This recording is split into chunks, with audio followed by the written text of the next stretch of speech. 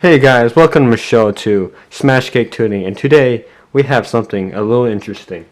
We have here a Sakura D4 drift chassis, and it comes as a kit. I decided to get the rear-wheel drive version. It comes with the all-wheel drive version. I chose the rear-wheel drive because it's $10 cheaper and it just seems more genuine to drifting. Not that all-wheel drive is not used for drifting, but in most cases, it's rear-wheel drive. Anyway, with that out of the way, let's just get over, what it comes with. So, as you open the box, it comes very packaged nicely. I did open it previously, so you'll see some stuff that might not be in the order that you might get it, but you do get a pack of stickers. As you can see, I used one of them, and I will get to that where that went. Yeah. And you get a bunch of bags. What struck me the most is that it comes with a tool. And it's something like pliers and a bunch of, wrenches and such. So that's nice. You do come with a very nice pack of wheels. As you can see, it's gold, and they do look damn nice. And a bunch of other parts and such. And here's the deck, lower chassis.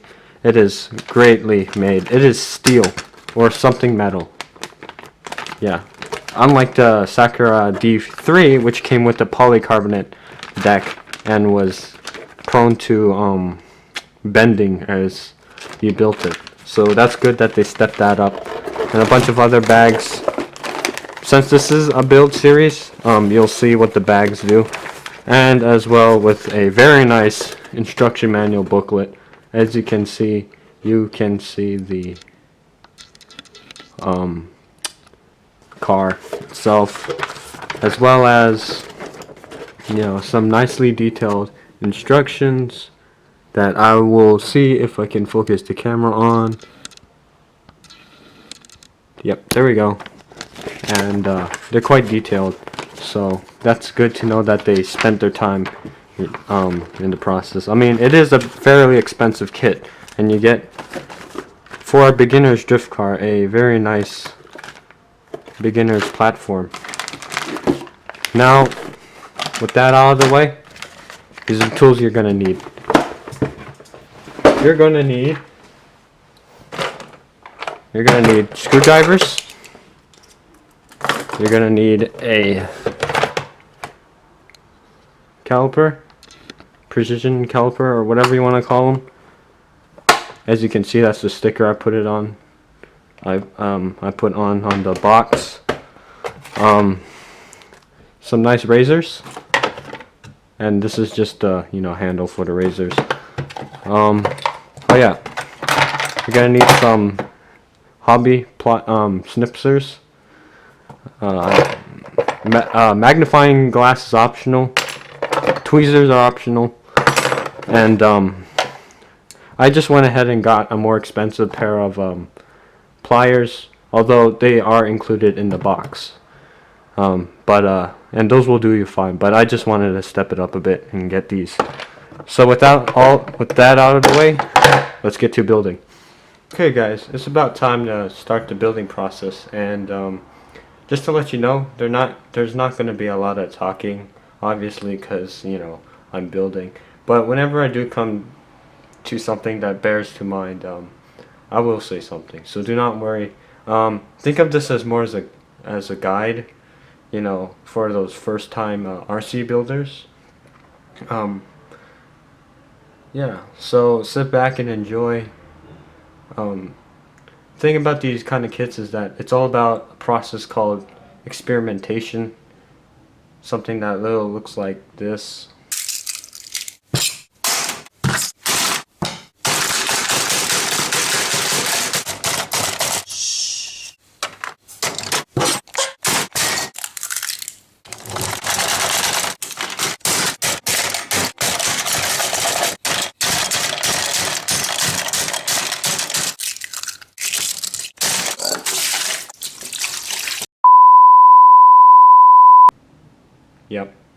But so yeah, like I said, just sit back and relax.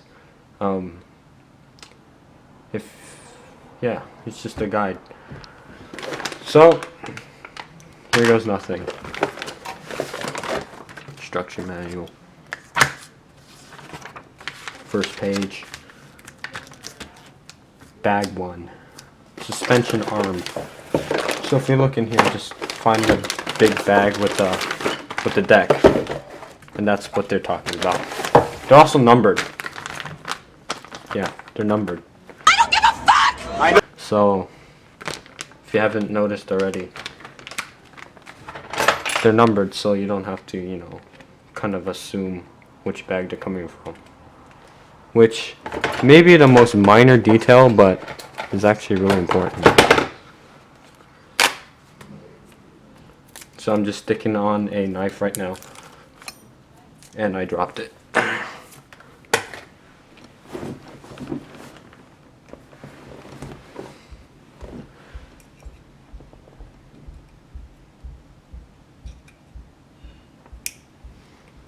Okay, so let's get this bag open. I already know this is going to be a long episode, but it's only going to be the first couple or 3 pages. It won't be that long. It'll be split up.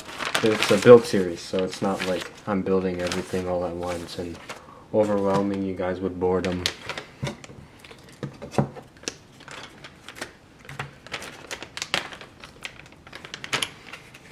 Another thing, comment down below which body I should get for this, whether that be a 180 Toyota Supra, yes, that Supra, the JZA 80, or the last but not least, the, hold on, what was it that I wanted to get? Oh yeah, that's right, the Nissan Z 180Z. Not the 180 SX, the 180Z. Now that's the old-fashioned car that's actually been in Mad Max.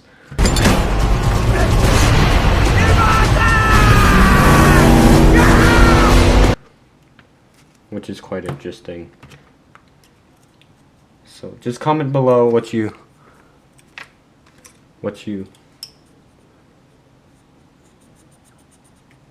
think I should build. So right off the bat, the plastic is actually really hard.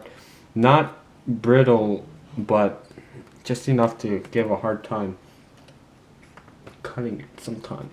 So like I said, another thing I might consider is getting a file. Getting a file might be really important. And luckily for me, I have one on hand. This is a very small one, but it does its job.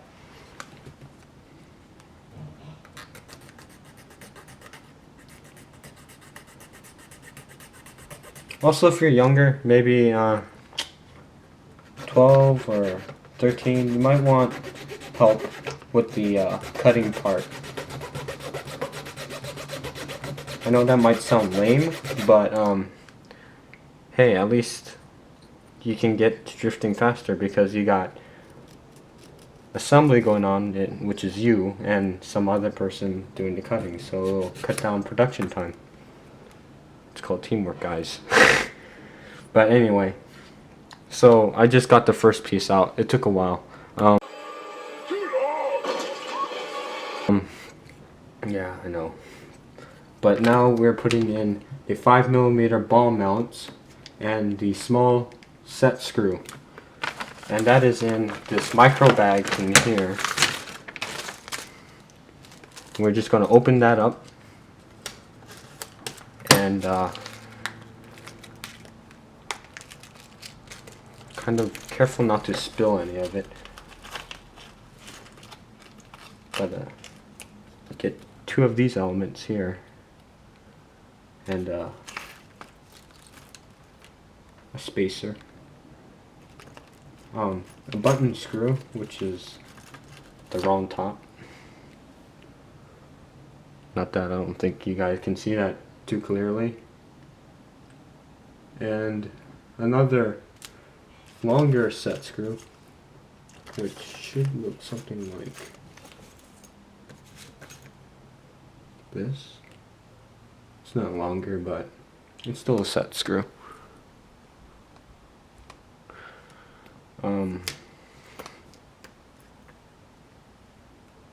Yeah.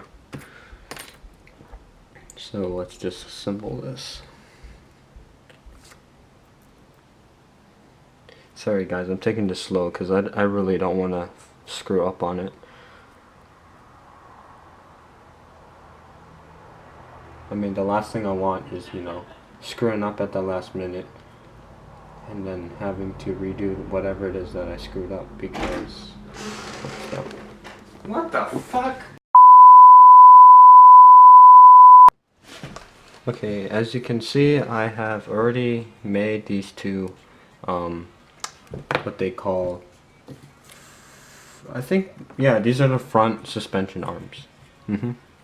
And just beginning to do the back. So, yeah, be ready to see that. Okay, so, I just finished doing the, rear suspension arms. She wasn't ready! And, yeah. Bam! Yep. They look great. Alright, on to the next page. Let's move these off to the side and, not lose any parts, because that would be bad. Should probably have left them in the bag, but, you know, haste. No, I'm just kidding. There's no haste. But, taking this actually really terribly slow. Like I said before, I don't want to screw up. We're just putting these brackets on.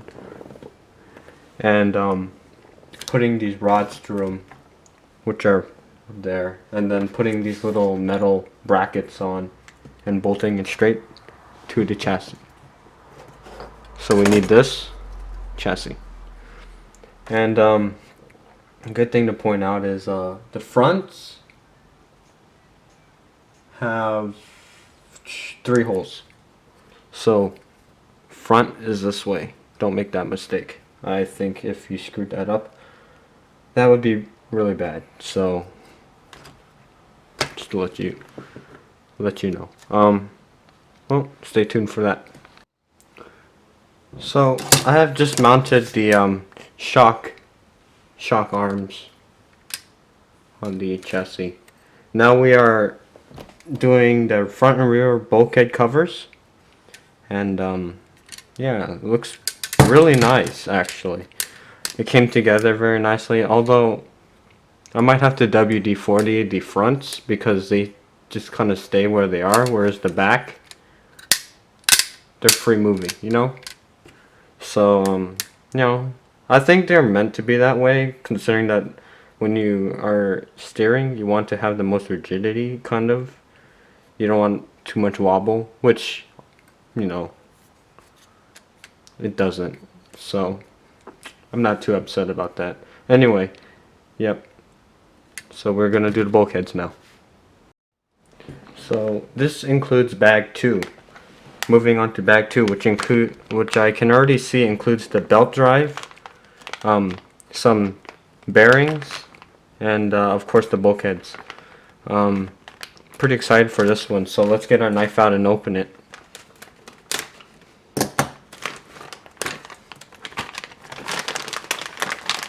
So right off the bat, these bulkheads look really durable. So that's going to allow you to put, you know, a lot of powerful motors on there without having any flexing problem from the torque.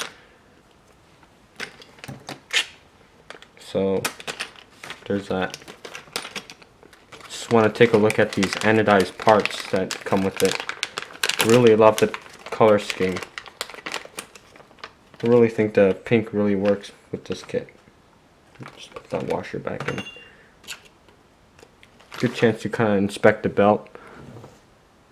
It's got this kind of orangey pink coloration in inside. Very durable. Appears to have made in Japan, of course. And the milled aluminum. Just gorgeous. So there's that. Anyway, off to the building.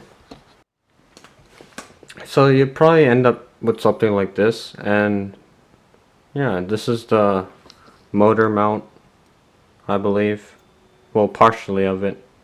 I just thought I'd share it with you. Very good quality, very easy to build. Yep, I'll show you it after I mount everything and see how it goes. So I've just done the mounting, and I kind of skipped ahead and went ahead and did the shock mounts and the belt. Thing to kind of keep in mind when you're building is that when you're putting in the rear axle,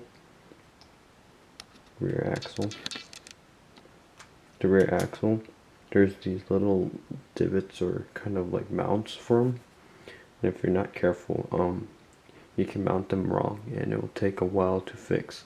And they're a pain in the butt because they have a tiny screw. Anyway, where that silver is, there's this tiny screw, and if you don't get that in the right position, and if you don't have the mounts in the right, left and right area, putting the belt on and connecting the whole axle is impossible. So always keep in mind, especially when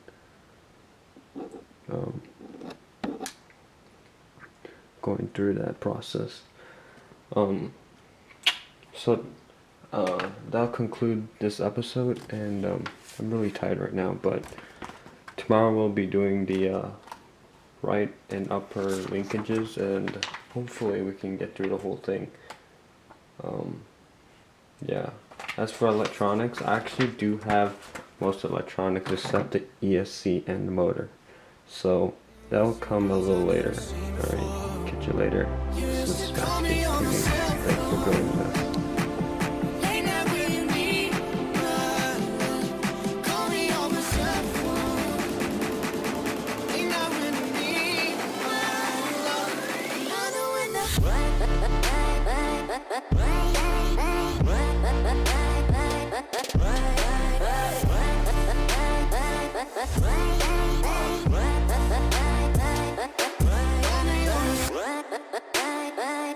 Right.